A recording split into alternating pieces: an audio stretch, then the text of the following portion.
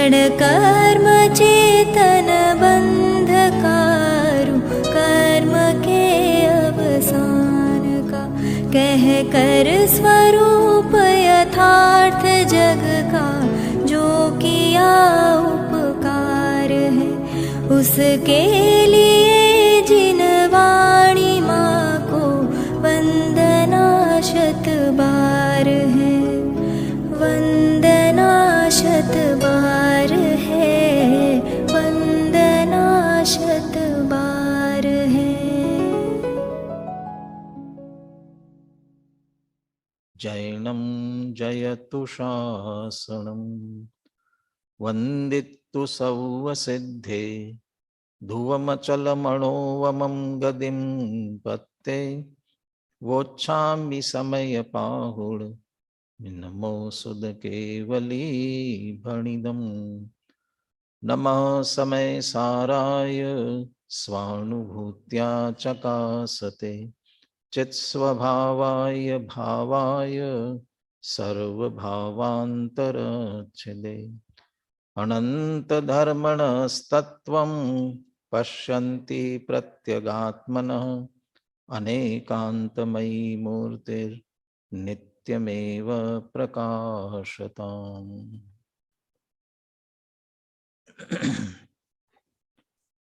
आचार्य कुंद कुंद देव विरचित समय सार परमागम, आचार्य अमृतचंद्र कृत इसकी आत्मख्याति टीका।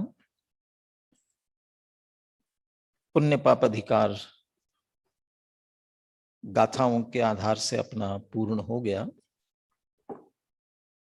अमृतचंद्र आचार्य इस अधिकार का समापन करते हुए 4 कलश लिखते हैं और इन चारों कलशों के माध्यम से भी मुख्य रूप से जो बात इस अधिकार में कहने जा रहे हैं, पुण्य और पाप दोनों कर्म हैं, इसलिए धर्म नहीं है। सीधी अब यही चर्चा अगले कलश में करने ही जा रहे हैं, इसलिए विषय न दोहराते हुए अपन कलश की तरफ ही चलते हैं। 109 नंबर का कलश। अनुशीलन से चले तो अच्छा है, क्योंकि अनुशीलन में बनारसदास जी का अन्य जो भी चर्चा लेते हैं सभी हैं, इसलिए अभी सीधे अनुशीलन से चलते हैं। 372 पेज पर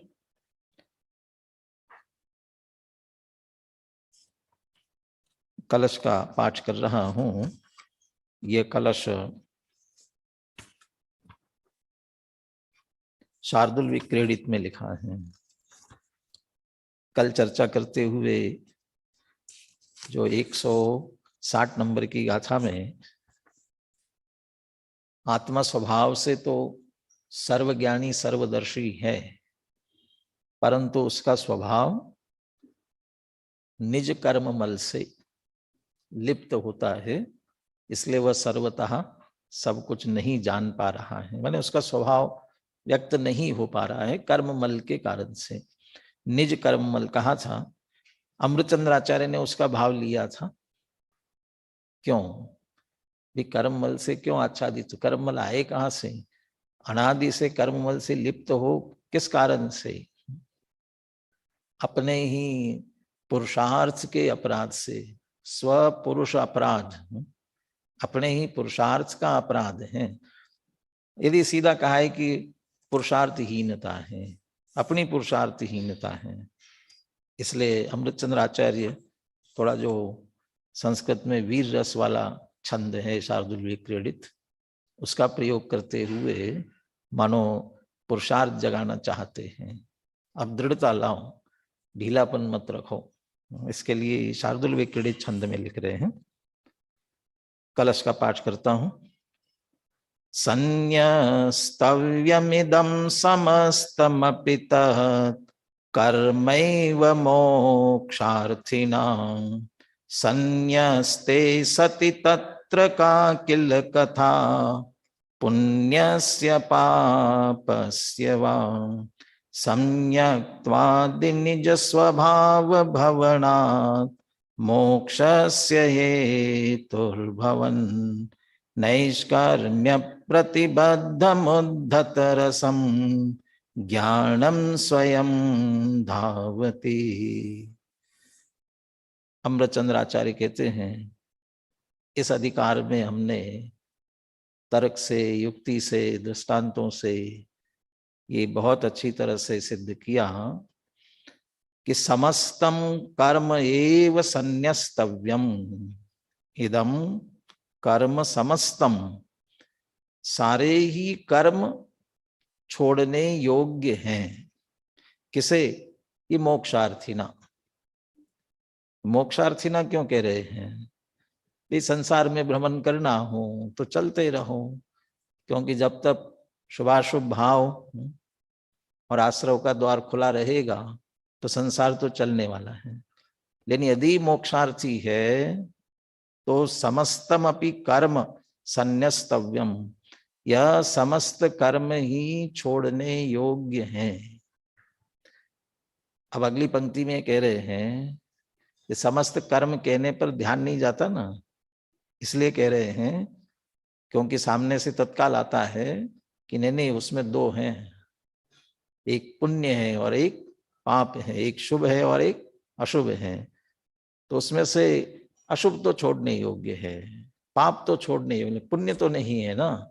ये जो चित्त में शंका होती है, कह रहे संन्यास्तव्यम कह दिया ना, छोड़ने योग्य है। अच्छा, छोड़ने में भी संन्यास शब्द का प्रयोग कर रहे हैं। मैंने नए चक्र के संन्यास की भावना के समय भी कहा था, संन्यास दीक्षा माने वो बिल्कुल पूरी तरह से छोड़ने की बात है। लोग में बहुत बार ये कहते ना, ऐसा कोई बेटा व्यापार में घाटा लगावे, बाजार से बहुत सारा कर्जा लेकर के बैठा हो, तो माता पिता क्या कर लेते हैं, उसे अपनी संपत्ति से बेदखल करते हैं और अखबारों में भी निकाल देंगे, हमारा इससे किसी प्रकार का कोई संबंध नहीं। तो सारे संबंध छोड़ देना, संन्यास ले लिया ना उससे। वास्तव में लिया कि अकेला वो व्यापारिक संबंध कोई न रखे, बाकी पारिवारिक है, उसका लालन पालन सब चल रहा है, सिर्फ उसके साथ कोई देनदारी की हो उससे कोई हमारा संबंध नहीं है। लेकिन किसी मुनिराज ने सन्यास ले लिया उस बेटे से माने सबसे ही ले लिया, सारे परिवार से ले लिया। अब क्या संबंध रहा? यानी सन्यास में सब प्रकार के संबंध छूटने की बात है। कर्म के साथ सन्यास की बात कर रहे हैं। सन्यास की बात करने पर संन्यस्ते सति तत्र का किल कथा पुण्यस्य पापस्य वा, जब सबसे ही सन्यास लेना है तो फिर क्या पुण्य क्या पाप, किससे सन्यास लेना है? सारे ही कर्मों से, माने पाप से भी और पुण्य से भी सन्यास लेना है। सन्यास शब्द से क्या कहना चाहते हैं? ये मुख्य रूप से हमारी श्रद्धा में लाना चाहते हैं, क्योंकि श्रद्धान में ये भूल पड़ी है कि जो पुण्य या शुभ कर्म है बंध का ही कारण, लेकिन हमें वह मुक्ति का कारण लगता है, धर्म जैसा लगता है। ये जो हमारी श्रद्धा में बैठा है वो श्रद्धान में से छुड़ाना चाहते हैं। अच्छा, श्रद्धान में से छोड़ दे और करते रहे, अरे जिनके श्रद्धान में से छूटा और श्रद्धान में आया, ये करने लायक नहीं है, स्वरूप का आश्रय, स्वरूप का ही लक्ष्य करने लायक है और उसका आश्रय करते हैं, होगा कुछ काल तक, वो भी अगले कलश में चर्चा आएगी उसकी। परंतु श्रद्धान में दृढ़ता से नक्की हो कि यह भी छोड़ने लायक, फिर आप पाप पुण्य की चर्चा मत करो, छोड़ना है तो दोनों ही से, कर्म मात्र से कहा है। उस छोड़ने के हेयपने के श्रद्धान में दोनों समान है, इसलिए इसमें क्या पुण्य पाप की बात करना, कहाँ भेद करना, बिना भेद किए समान रूप से हेय है। संन्यस्ते सति तत्र का किल कथा पुण्यस्य पापस्य वा। जहर नहीं खाना चाहिए। कौन सा नहीं खाना चाहिए? कड़वा जहर नहीं खाना चाहिए और मीठा खा लेना चाहिए, मीठा जहर खा लेना चाहिए। तो पुण्य मीठे जहर जैसा है, इसीलिए वेदनीय कर्म, वेदनीय कर्म का उदाहरण क्या दिया शास्त्रों में? शहद लपेटी तलवार, तलवार है, शहद लपेटी है, तो वो तलवार है ना, वो कष्टदायक लगती है, और उसमें शहद है वो मीठा अच्छा लगता है।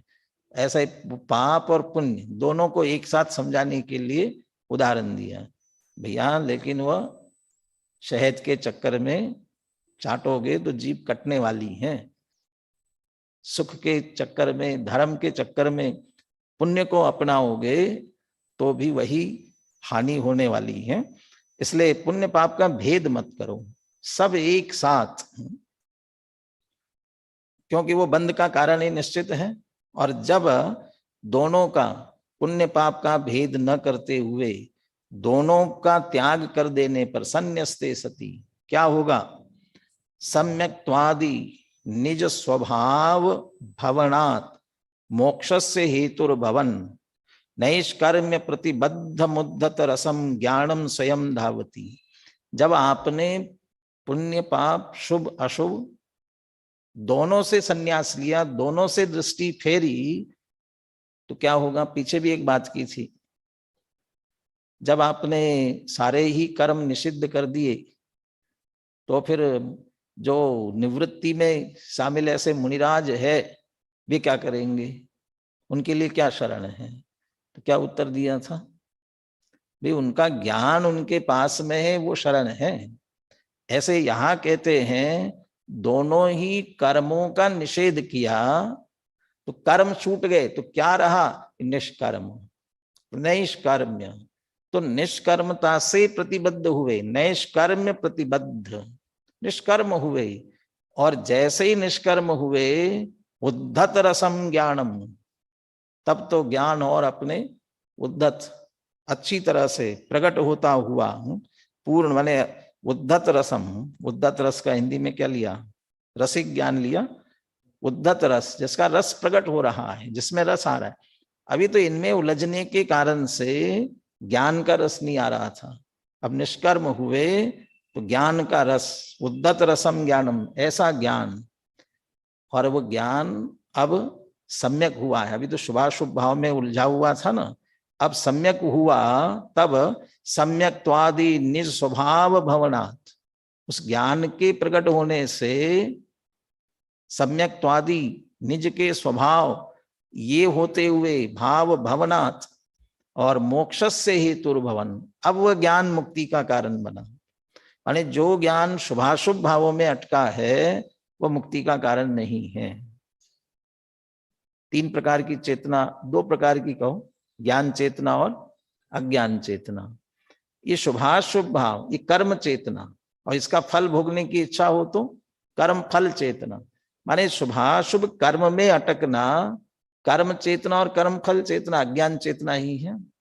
और जहां ज्ञान अपने आप में संचेतित हुआ तब कह रहे मोक्षस्य हेतुर्भवन, वो मुक्ति का हेतु होता हुआ स्वयं धावती, अपने आप आएगा निश्चित रूप से। नैष्कर्म्य प्रतिबद्ध, निष्कर्मता से।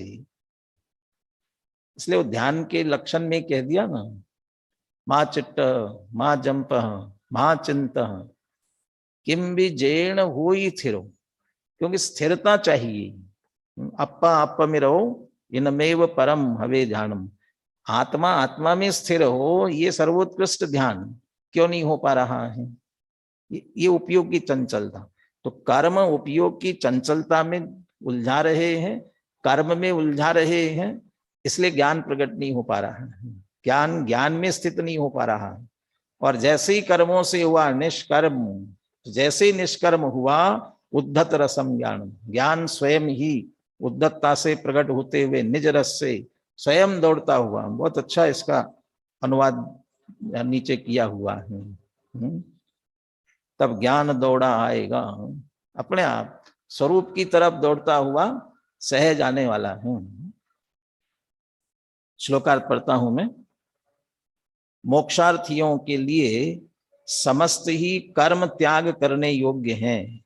जब यह सुनिश्चित है तब फिर पुण्य और पाप कर्मों की चर्चा ही क्या करना, क्योंकि सभी कर्म त्याज्य होने से पुण्य भला पाप बुरा ये बात ही कहाँ रह जाती है।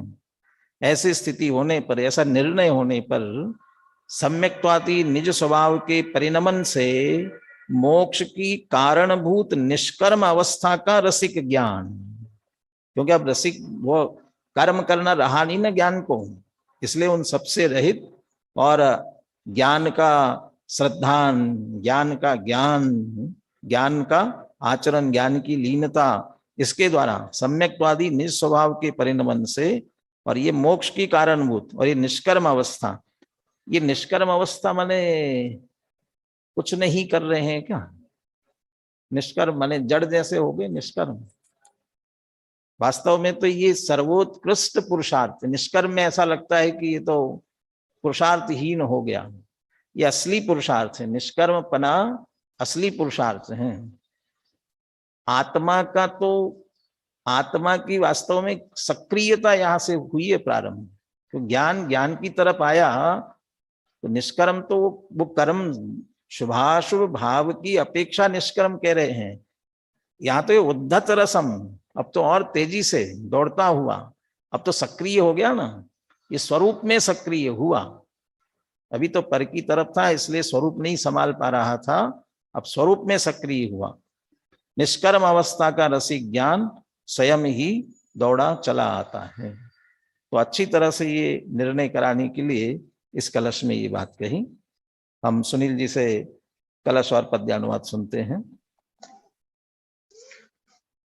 संन्यस्तव्यमिदं समस्तमपि तत् कर्मैव मोक्षार्थिनां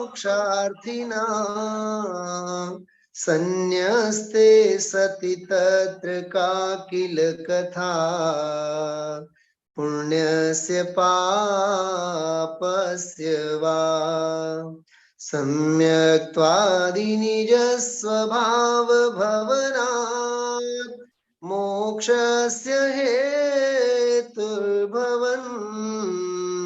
नैष्कर्म्य प्रतिबद्धमुद्धतरसं ज्ञानं स्वयं धावति। त्याज्य ही है जब मुमुक्षु के लिए सब कर्म है, तब पुण्य एवं पाप की यह बात करनी किस लिए। निज आत्मा के लक्ष्य से जब परिणमन हो जाएगा, निष्कर्म में ही रस जगे तब ज्ञान दौड़ा आएगा। ज्ञान दौड़ा आएगा। अभी तो कर्मों में उलझा हुआ है ना, इसलिए उधर जा रहा है। यहाँ एक वो उदाहरण देते थे ना, अभी तो निज रस का रस आया नहीं है, स्वयं का अतीन्द्रिय आनंद चखा नहीं है, इसलिए पर की तरफ उपयोग हमारा भाग रहा है। लेकिन एक बार चखे तो फिर उपयोग पुनः पुनः आएगा। जो उदाहरण की बात कर रहा था, अनेकों बार सुना होगा, लपकी गाय गुलेंदे खाए, महुआ तर बेर बेर आए। ये बुंदेलखंडी जल्दी समझ जाते हैं। महुए का फूल जो होता है कि बहुत मीठा होता है, जैसे शराब वगैरह बनाते हैं तो गांव के लोग जंगलों से इकट्ठा करके लेके आते हैं, और वो फिर वो गाय को खाने नहीं देते, नहीं तो खा जाए तो फिर मिले नहीं ना, तो भगाते हैं। लेकिन एक बार चख ले तो गाय बार बार आती है वहां उसको खाने के लिए, उसको रस लग गया ना उसका। ऐसा ही स्वसन्मुख अभी तो शुभाशुभ कर्मों में अटका है, कदाचित शुभ के उदय से होने वाला जो इंद्रिय जनित सुख है बाहर का है, आकुलता जनित, अभी सुख जैसा लग रहा है इसलिए उसमें उलझा है। एक बार उनसे संन्यास्ते, उनसे संन्यास लेकर के स्वसन्मुख निष्कर्म अवस्था अपने स्वरूप में आए, और उससे जो अतीन्द्रिय आनंद एक बार चख ले, फिर ज्ञान दौड़ा चला। ज्ञान का मतलब अकेला ज्ञान नहीं है, ज्ञान में श्रद्धान, चारित्र, वो सब उसमें आत्मा आत्मा की तरफ सहज ही चला आता है। बनासदास जी का छंद भी बोलते हैं, यहां से बोलेंगे, दिव्यांश दिव्यांश बोल रहे, बहुत अच्छा है ये भी। मुक्ति के साधक को बाधक कर्म सब, आत्मा अनादि को कर्म माहि लुक्यो है। एते पर कहे जो कि पाप बुरो पुण्य भलो, सोई महामूढ़ मुख मार्ग सो चुक्यो है। सम्यक स्वभाव लिए ही में प्रगट्यो ज्ञान, उरद उमंगी चल्यो काहू पे न रुक्यो है। आरसी सो उज्जल बनारसी कहत आपू, कारण स्वरूप है के कारज को ढुक्यो है। मुक्ति के साधक को बाधक कर्म सब, जो मुक्ति की साधना में लगे हैं उनके लिए सब कर्म बाधक है, सारे ही कर्म मात्र बाधक है। क्यों? आत्मा अनादि को कर्म में ही लुक्यो है, अनादि काल से आत्मा कर्मों में ही तो छुपा है। दोनों तरह से कर्म से बंधा है, और कर्म से बंधा होने के कारण से देहादि रूप दिखता है, और थोड़ा अंतर्मुख होने की कोशिश करे तो राग द्वेषादि के परिणाम रूप दिखता है। तो ये सब कर्म से उसी के पीछे छुपा हुआ है। अनादि को कर्म माही लुक्यो है, और उसे जानने के लिए जो साधन के रूप में प्रयोग करते हैं वे भी सब शुभ कर्म, शुभ कर्मों का ही उपयोग करते हैं, उसी में अटक जाते हैं। तो उसके पीछे भी आत्मा छुपा हुआ है। जब कर्म ही बाधक है, एते पर कहे जो कि पाप बुरो पुण्य भलो, जब भैया कर्म ही बुरा कह दिया तो उसमें से एक को बुरा एक को भला कह रहे हो, क्या क्या इसमें कोई दम नहीं है। वैसे तो ये कहना चाहिए कि डाकू अच्छे कि ठग अच्छे, कौन है? डाकू और ठग में से कौन सा अच्छा? ठग अच्छा लगता है थोड़ा सा, क्योंकि तकलीफ नहीं देता है, और डाकू छाती पे बंदूक रख करके मार पीट करके ले जाता है। ये मार पीट करके ले जाए या आपको मीठी मीठी बातों में फंसा करके ले जाए, लुटना तो दोनों में ही है, लुट तो जाएंगी दोनों। तो पाप कष्ट दे करके आपके स्वरूप को लूट रहा है, और पुण्य थोड़ा सा लॉलीपॉप दे करके ठग रहा है, और इस कारण से अच्छा लगता है। तो ठग से ठगने में अच्छा लगता है। तो जो ठग से ठगते हुए भी अच्छे मान रहे हैं, उनसे कह रहे सोई महामूढ़ मोक्ष मार्ग सो चूके। महामूढ़ है, और मोक्ष मार्ग से वे भी चूक ही जाएंगे। पाप वाले तो चूके ही है, पुण्य में अटके हुए भी चूकेंगे। सम्यक स्वभाव लिए हिये में प्रगट्यो ज्ञान, उरध उमंगी चलो काहू पेड़ न रुक्यो है। सम्यक स्वभाव लिए हिये में प्रगट्यो ज्ञान, जब ज्ञान अंदर प्रकट हो जाता है, और वो भी कैसे? सम्यक स्वभाव लेकर के। दो अर्थ कर सकते हैं। सम्यक स्वभाव लेकर के माने कर्म हमारा स्वभाव नहीं, शुभाशुभ भाव हमारा स्वभाव नहीं है, चैतन्य स्वरूप ज्ञान ही हमारा स्वभाव है, ऐसा निर्णय करके जो सम्यक ज्ञान अंदर प्रकट हुआ। और दूसरा सम्यक दर्शन, सम्यक चारित्र सहित ज्ञान, सम्यक स्वभाव लिए, यह अर्थ करते समय यही लिया। सम्यक दर्शन सहित ज्ञान, सम्यक दर्शन सहित ज्ञान जो अंदर प्रकट हुआ, फिर उरद उमंगी चलो, फिर वो ऊर्ध्व आत्मा की तरफ ही ध्यान करते हुए अत्यंत उत्साह के साथ चल पड़ता है मुक्ति के मार्ग पर। काहू पेड़ रुक्यो है, फिर रुकने वाला नहीं है। आत्मा की खोज एक दादा का उदाहरण है ना, पूरा प्रवचन है पूरा। जिसकी माँ मेले में खो जाती है, और फिर माँ उसे दिख जाती है, और पुलिस वाला उसे रोकने की कोशिश, रुक जा, अब रुकेगा वो? माँ दिख गई, फिर वो किसी से नहीं रुकने वाला है, फिर तो दौड़ता हुआ जाएगा। माँ दिख गई, पहचान हो गई, जैसे दौड़ के जाता है ऐसा। वृद उमंगी चलो काहू पे न रुक्यो है। आर सीसो उज्जल बनारसी कहत आपू, कारण स्वरूप भय के कारज को ढूक्यो है।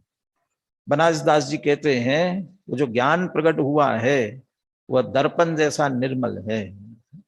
सफल प्रकाशक की अपेक्षा भले ही कदाचित अभी आगे दोनों धाराएं एक साथ चलती है कह रहे हैं ना, दर्पण में कदाचित प्रतिबिंब दूसरे दिखे लेकिन दर्पण मलिन नहीं होता, ऐसा फिर वो मलिन नहीं, दर्पण जैसा उज्जवल।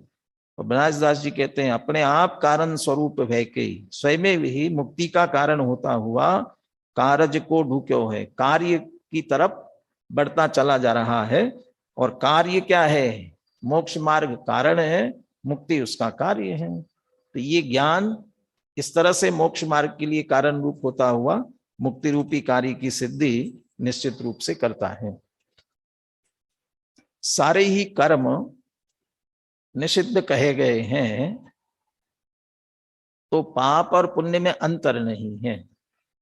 तो अंतर नहीं है, तो ये अंतर नहीं है इसको ऐसा भी कहते हैं कि पुण्य भी पाप है। जैसे योग सार में कहा ना, पाप को तो सारा जगत पाप कहता है, परंतु विरले ज्ञानी होते हैं जो पुण्य को भी पाप कहते हैं। कैसे ज्ञानी होंगे? इतनी सी बात समझ में नहीं आती है कि पाप पाप है, पुण्य पुण्य है। तो वे तो ज्ञानी कहाँ हो गए? अज्ञानी हो गए कि पुण्य को भी पाप कह रहे हैं। लेकिन ये पुण्य को पाप कहते क्यों हैं? विरले ज्ञानी ऐसा क्यों है कि पुण्य को भी पाप कहते हैं? यहाँ एक गुरुदेव का उद्धरण दिया, और गुरुदेव का उद्धरण है मुख्य रूप से जयसेन आचार्य की टीका है। कल मैंने कहा था कि ये जयसेन आचार्य के अनुसार पुण्याधिकार तो पहले ही पूरा हुआ, और अब जाके कह रहे पापाधिकार पूरा हो रहा है। या ये शिष्य पूछ रहा है कि ये तो पुण्य पाप अधिकार है, आप इसको पापाधिकार कैसे कह रहे हैं? और इसमें भी बहुत सारी चर्चा व्यवहार रत्नत्रय आदि की ली है, तो आप कैसे इसे पापाधिकार कह रहे हैं? यहाँ जयसेन आचार्य 3 कारण दे रहे हैं हम इसे पापाधिकार पाप क्यों कह रहे हैं। बहुत मार्मिक बात है। पुण्य कर्म भी पाप ही है, इस बात को स्पष्ट करने के लिए स्वामी जी आगम प्रस्तुत करते हुए कहते हैं, इसी अधिकार में आचार्य जयसेन की टीका में भी यह बात कहते हैं, अत्राह शिष्य जीवादि सद्दहनम इत्यादि व्यवहार रत्नत्रय व्याख्यानम कृतम तिष्ठति कथम पापाधिकार।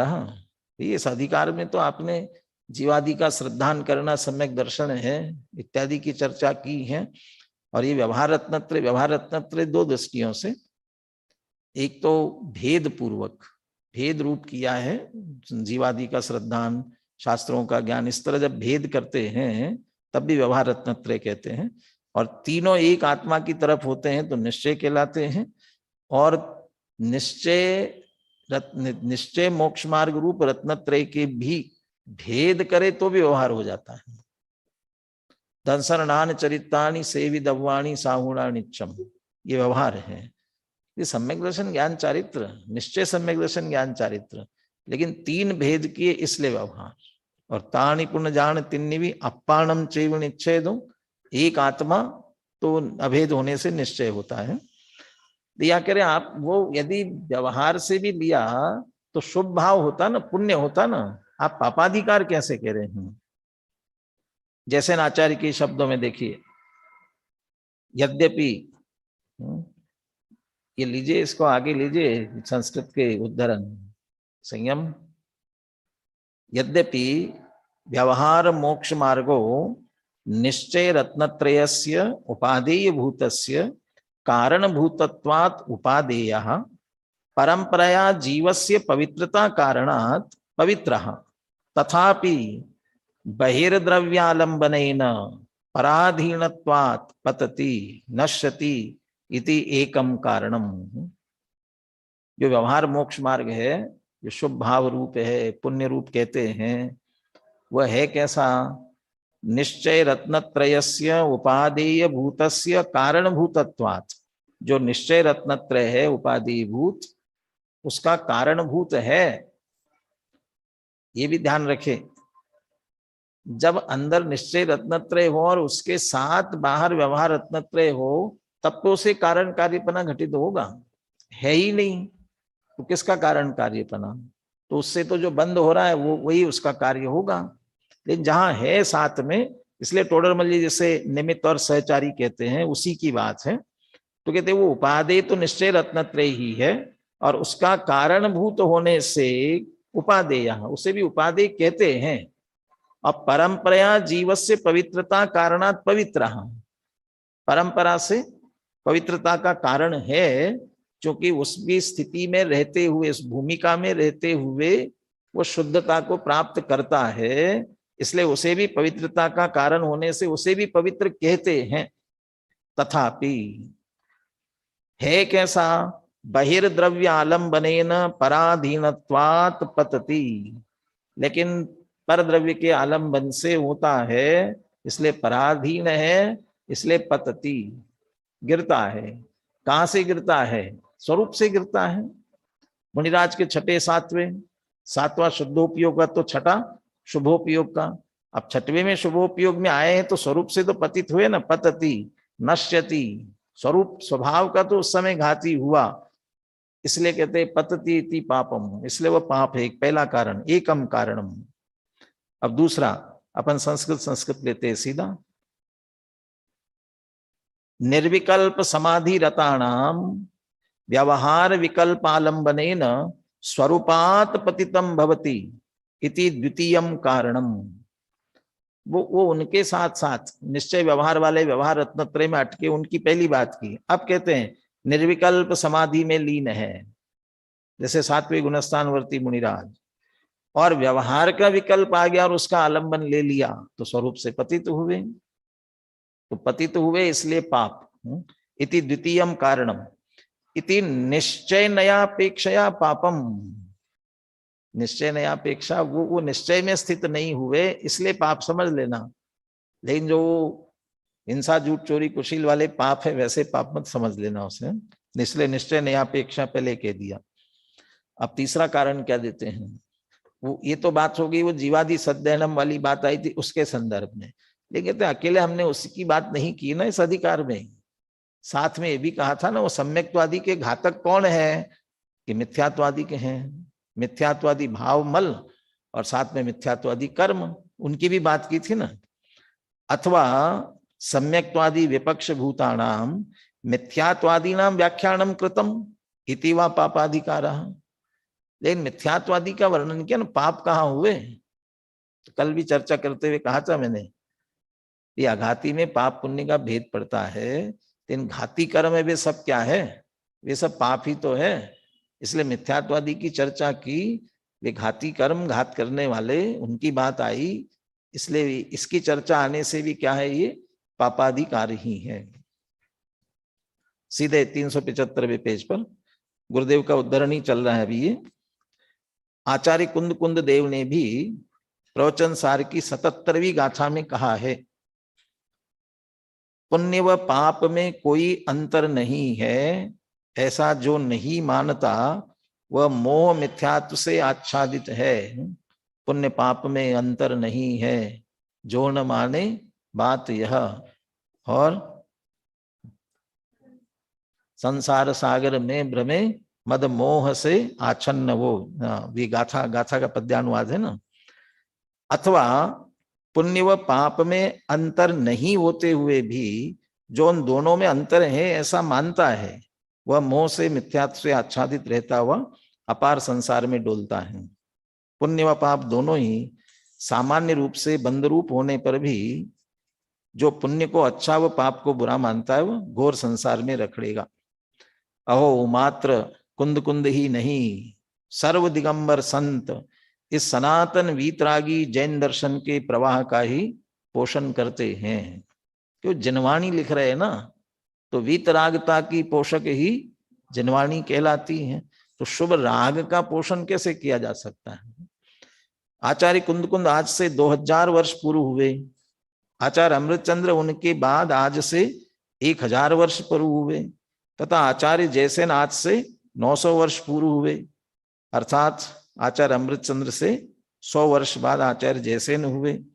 आचार्यों में काल का इतना अंतर होते हुए भी सभी दिगंबर संतों का एक ही कथन है, देवशास्त्र गुरु की व्यवहार श्रद्धा, 12 व्रतों व 5 महाव्रतों का भाव तथा शास्त्रों का परिलक्षी ज्ञान, ये सभी निश्चय की अपेक्षा अर्थात स्वभाव से पतित कराने वाले हैं।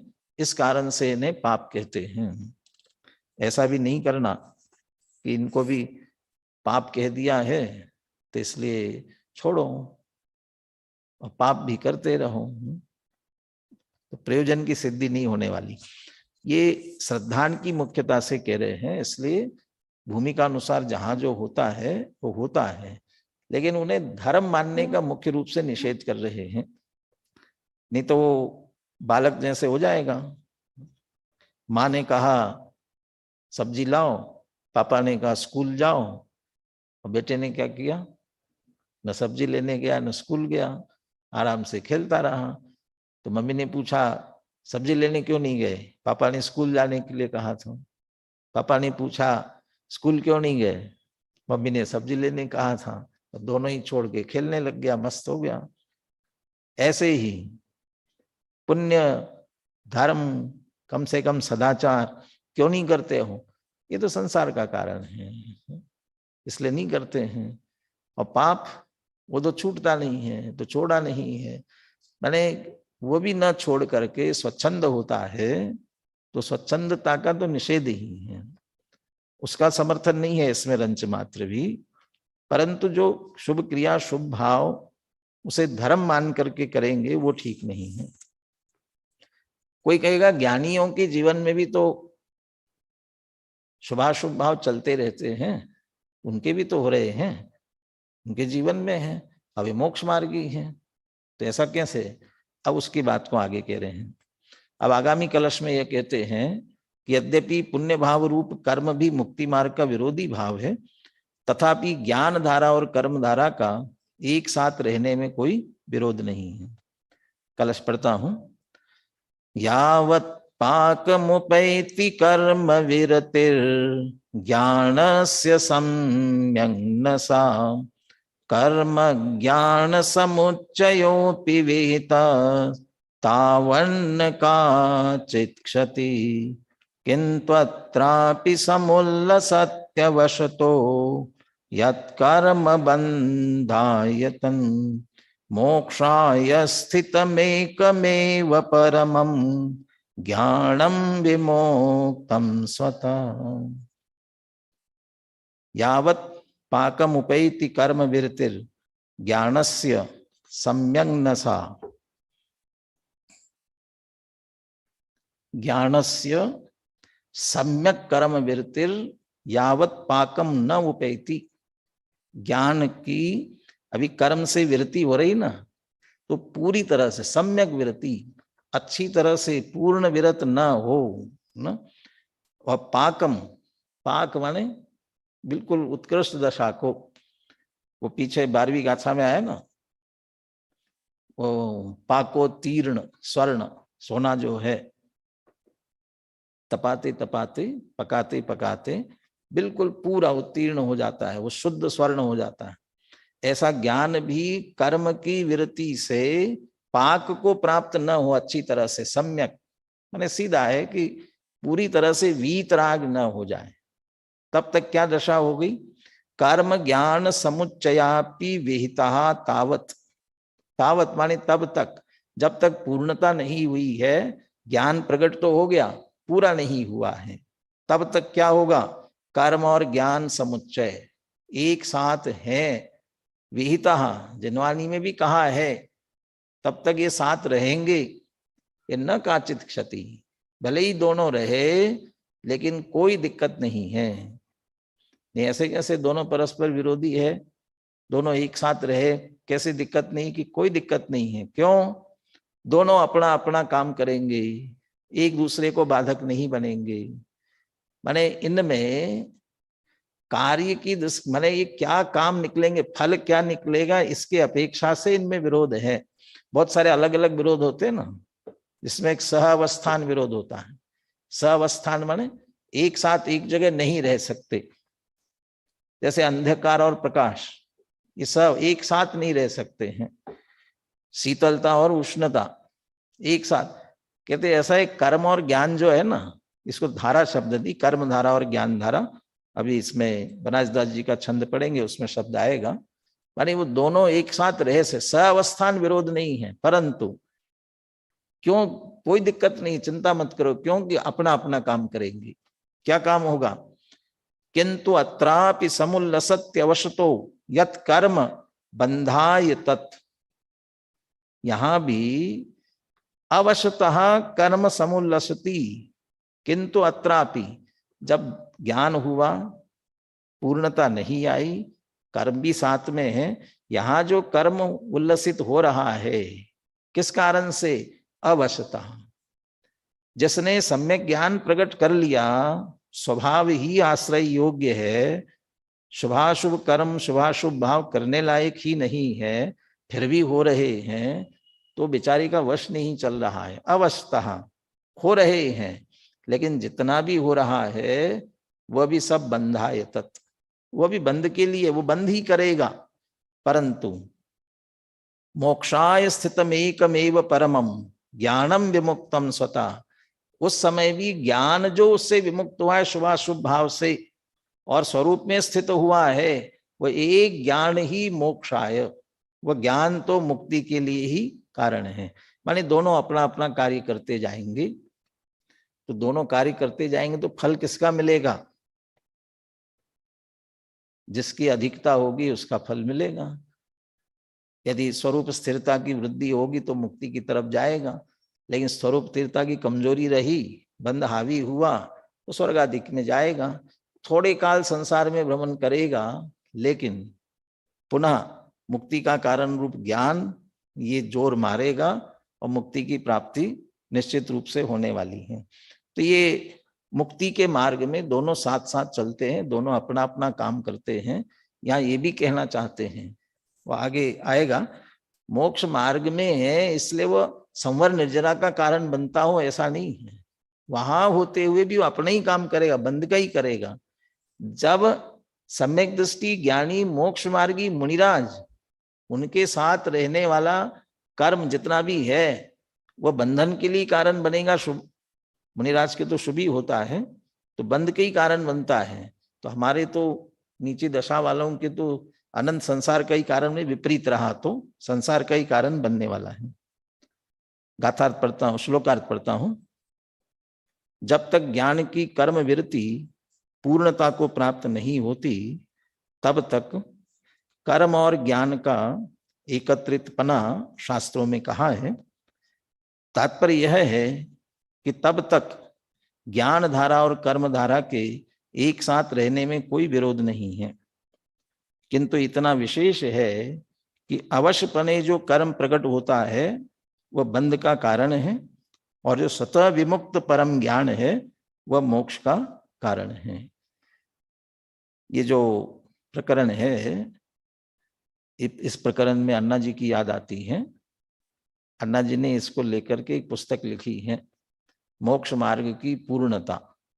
बहुत अच्छा पूरा विश्लेषण किया है, इससे संबंधित सारी बातें लेते हुए। वो पूर्णता का अर्थ यही है, सम्यक दर्शन सम्यक ज्ञान हुआ, चारित्र पूर्ण नहीं हुआ तो तब तक क्या चलेगा, क्या जीवन रहता है? चौथे गुण स्थान में, पांचवें गुण स्थान में, छठे सातवें में, ऊपर तक ये सारी चर्चा की है। गुरुदेव का प्रवचन भी उसमें इस कलश से संबंधित दिया हुआ है, वह मूल से आपको जरूर पढ़ने योग्य है।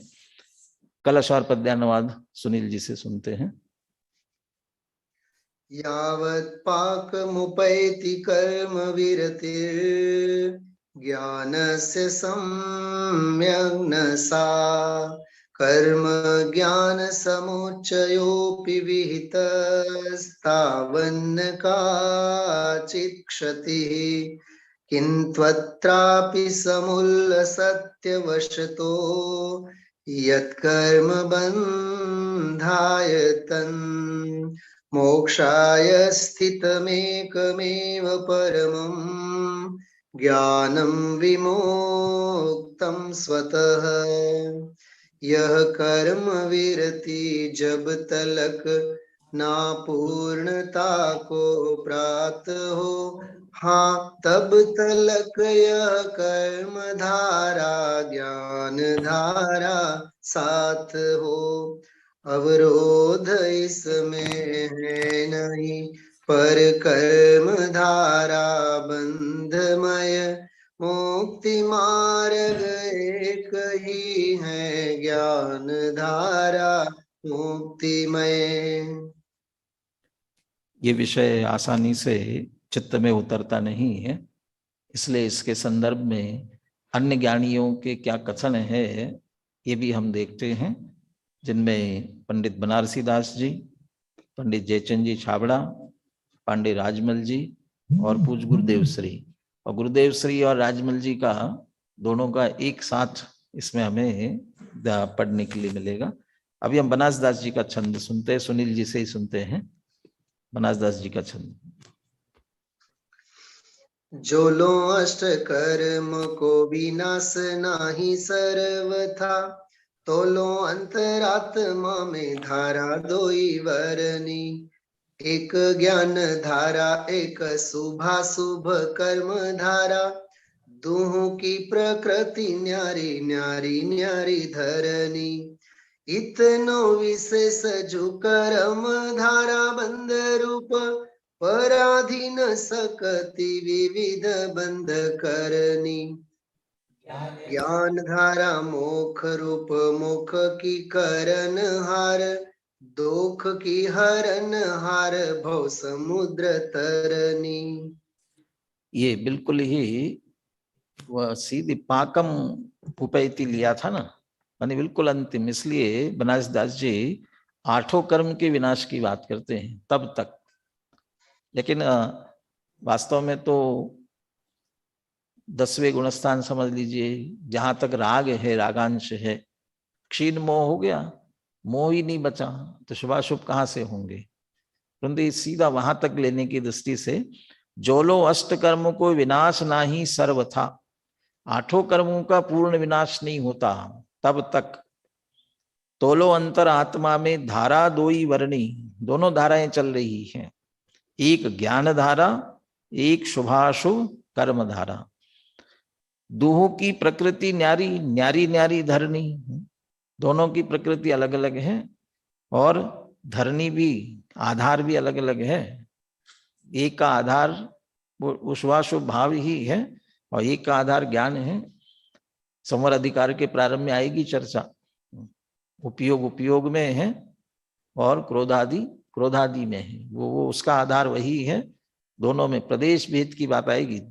न्यारी न्यारी धरणी इतनो विशेष जो कर्म धारा बंद रूप, पराधीन शक्ति विविध बंद करनी। विशेष क्या है दोनों में, एक साथ तो है लेकिन उसमें से जो कर्म धारा है वो बंद रूप ही है, पराधीन है। शक्ति विविध बंद करनी, आत्मशक्ति को विविध प्रकार से रोकने वाली ही है, प्रकट नहीं होने देती है, शक्ति विविध बंद करनी। और दूसरी तरफ ज्ञान धारा कैसी है, ज्ञान धारा मोख रूप, मोख की करणहार, स्वयं मुक्त स्वरूप है, मुक्ति को करने वाली है।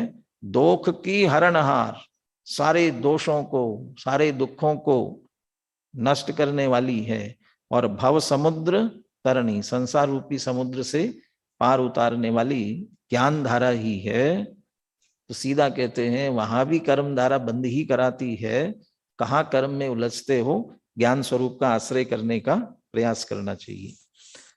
इसी में नीचे जयचंद जी छाबड़ा का भावार्थ दिया है, जब तक यथाख्यात चारित्र नहीं होता। देखो कितना अंतर है। बनारस दास जी क्या लिख रहे हैं, अष्ट कर्म को विनाश नाही, सामान्य दृष्टि से लेना उसे, और ये कहते यथाख्यात चारित्र नहीं होता तब तक सम्यक दृष्टि की दो धाराएं रहती है, शुभाशुभ कर्म धारा और ज्ञान धारा। उन दोनों के एक साथ रहने में कोई भी विरोध नहीं है। जैसे मिथ्या ज्ञान सम्यक ज्ञान के परस्पर विरोध है, वैसे कर्म सामान्य और ज्ञान के विरोध नहीं है। कर्म सामान्य यदि मिथ्या वाला होगा तो नहीं रह सकता है। ऐसी स्थिति में कर्म अपना कार्य करता है, ज्ञान अपना कार्य करता है। जितने अंश में शुभाशुभ कर्म धारा है उतने अंश में कर्म बंद होता है और जितने अंश में ज्ञान धारा है उतने अंश में कर्म का नाश होता जाता है। विषय कषाय के विकल्प, देखिए ये चर्चा आगे भी पांडे राजमल जी के उसमें भी आएगी।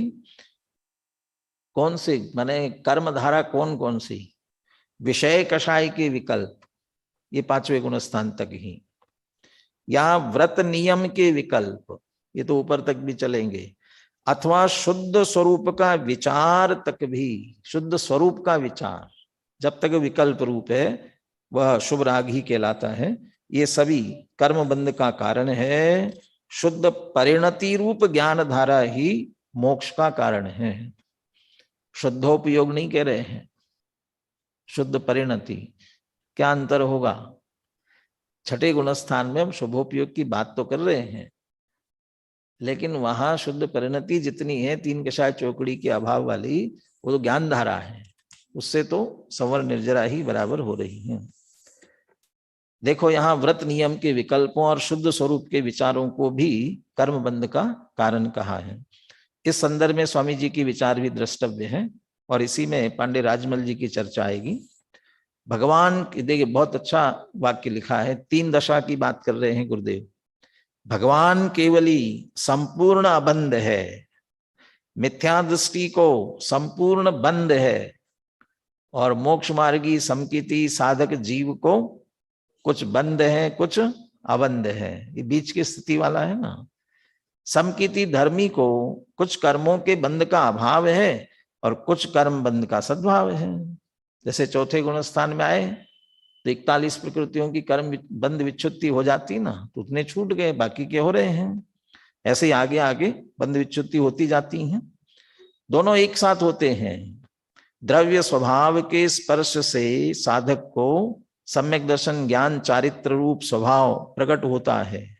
वह ज्ञान ही अकेला मोक्ष का कारण है तथा जितना शुभाशुभ भाव से परिणमन किया है उतना बंधन का कारण है। ज्ञान स्वतः विमुक्त है, इस कारण ज्ञान ही अकेला मोक्ष का कारण है। यही बात कलश टीकाकार राजमल जी ने 110वें कलश की टीका में कही है। देखिए प्रश्न बहुत अच्छा है। यहां कोई भ्रांति करेगा कि मिथ्या दृष्टि का यतिपना जो क्रिया रूप है वह बंध का कारण है, क्योंकि मुनि वृद्धार अनंत बार ग्रेवे उपजायो तय निज आत्म ज्ञान बिना सुख लेशन पाए, वो मिथ्या दृष्टि अज्ञानी है, उसके लिए तो नहीं है।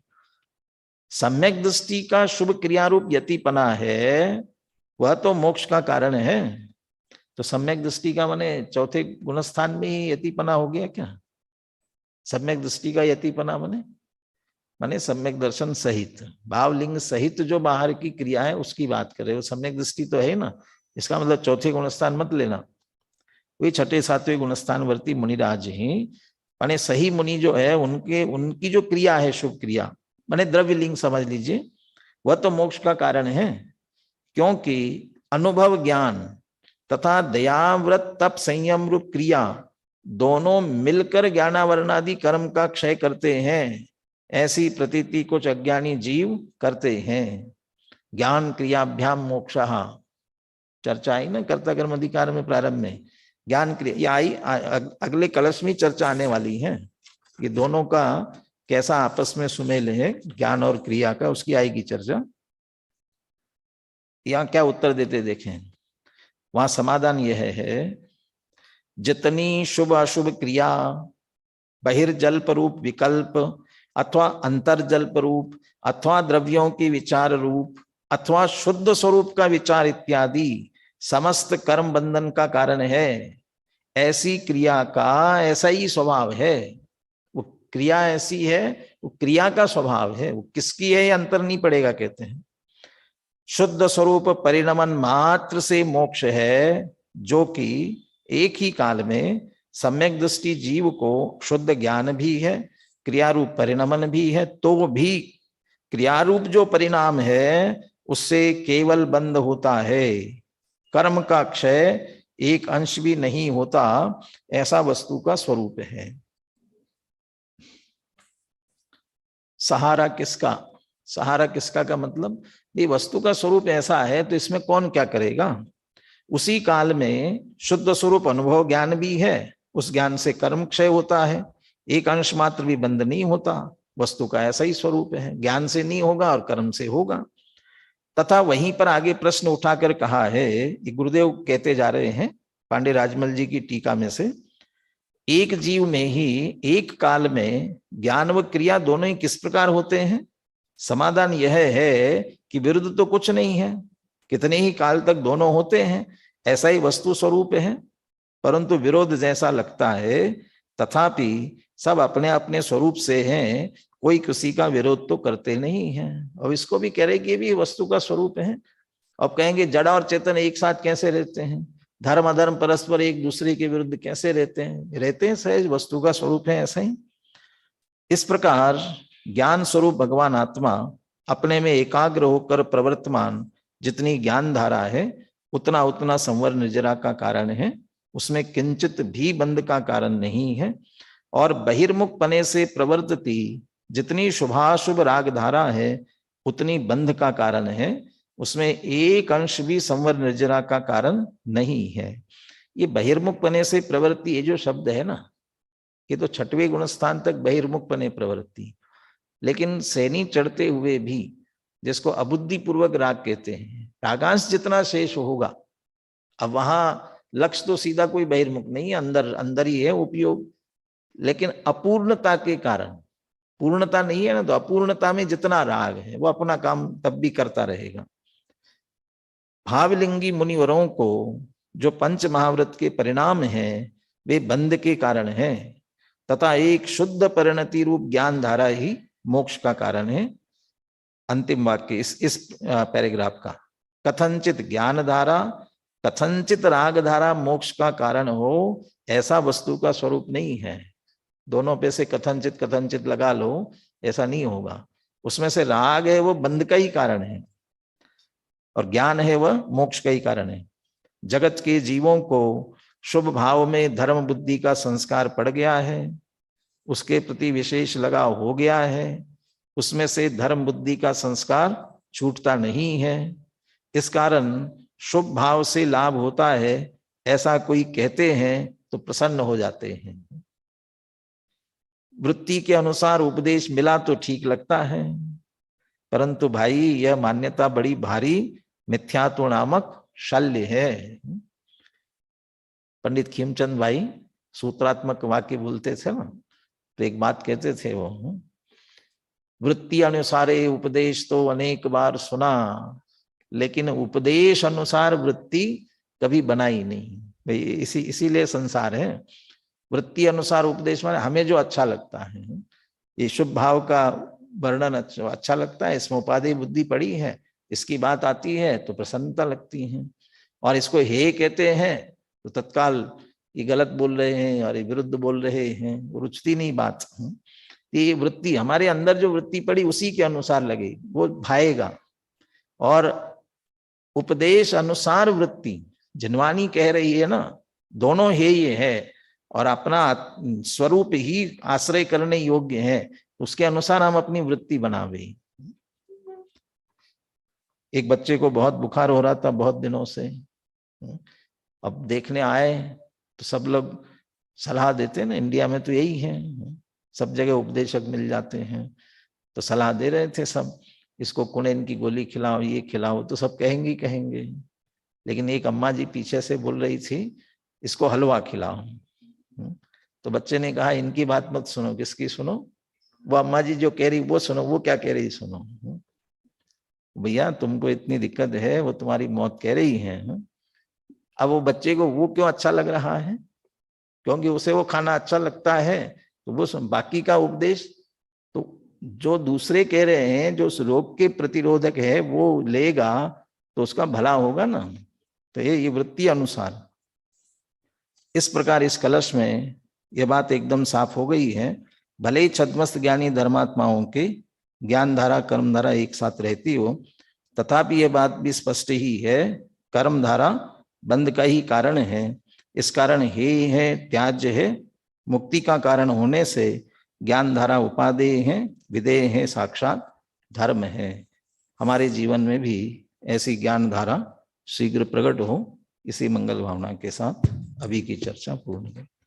सहजानंदे शुद्ध स्वरूपी अविनाशी हूँ आत्म स्वरूप। सहजानंदे शुद्ध स्वरूपी अविनाशी हूँ आत्म स्वरूप। सहजानंदे शुद्ध स्वरूपी अविनाशी हूँ।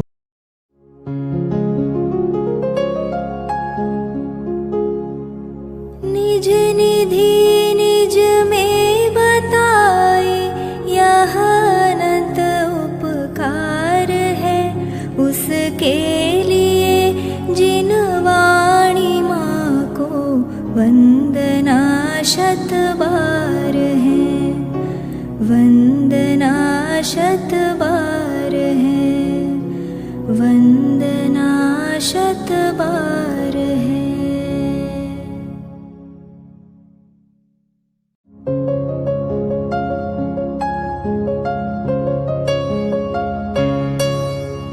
हे जिन वाणी भारती तो ही जपो दिन रैन, जो तेरी शरणा गहे सो पावे सुख चैन। जा वाणी के ज्ञान ते सूझे लोकालोक, सो वाणी मस्तक नवो सदा देत हो ढोक, सदा देत हो